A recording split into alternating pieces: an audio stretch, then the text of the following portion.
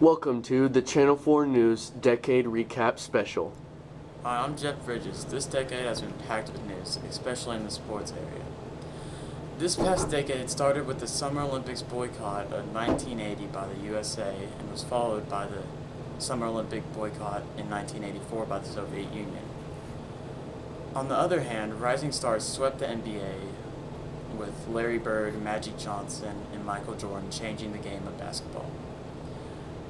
In baseball, Rickey Henderson stole 130 bases, and Ty Cobb's hit record was broken by Pete Rose. Also, one of the NFL icons of today is Joe Montana, who our own Richard Farnsworth is speaking to right now. Jeff, I'm here with Joe Montana, the great quarterback of the San Francisco 49ers. How are you doing today, Joe? I'm doing good. How are you? I'm doing pretty good. So after winning the Super Bowl last year, how do you feel about this upcoming season? I feel pretty good. Thinking about winning the Super Bowl again. Obviously that's something I really plan on doing. So Joe, what do you feel about your receiving core this year? Jerry Rice is pretty good. But it doesn't really matter who's the receiver as long as I'm the quarterback. Gotcha. Yes, sir. Back to you, Jeff. Thanks, Richard. We'll be back after this commercial break. New from Hasbro Toys. Gooseball! Fun to play with outdoors, and it's safe to play with indoors. I'm not even hurt! Get yours today. Are you tired of playing with boring and mundane toys? Yes. Micro Machines Toy Automobiles! They roll, fly, and bring joy to little children all over the world. Micro Machines, get yours today. Welcome back to Channel 4's Decade Recap Special. Sports is not the only special time in the 80s. There were many exciting, scary, and dangerous events that make the 80s what they are.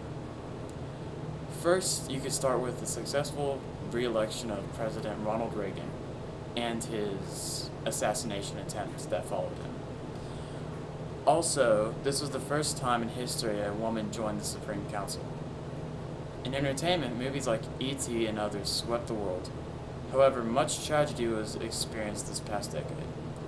This includes the Chernobyl nuclear disaster in Ukraine, the Space Shuttle Challenger blowing up on its mission, and the first identification of AIDS. However, many great things occurred during the 80s. The Berlin Wall finally fell, and things like Pac-Man, Cabbage Patch Kids, and PCs swept the nation. This past decade has been up and down, with many things to look back on and things we wish we could forget. However, going into this new decade, we have learned how to live out our lives to better suit our nation. I'm Jeff Bridges. Thank you for joining me this afternoon. Tune into Nightline tonight, where we have musical icon Elton John set up for a great interview. Thanks.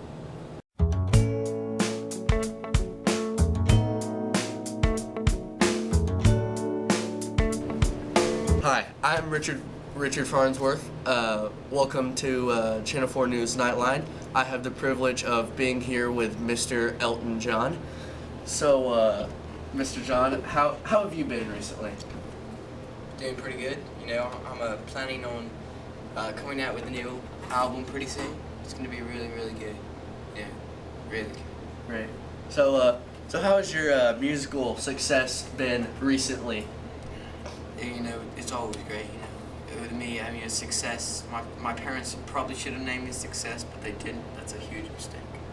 Huge mistake. Right. So, after recently being given a star on the Hollywood Walk of Fame, how do you feel about that privilege? Yeah, that's real cute. Americans do nice things like that, make you feel special. It's real nice. Makes me feel important. I already am, but it makes me feel more important. Right.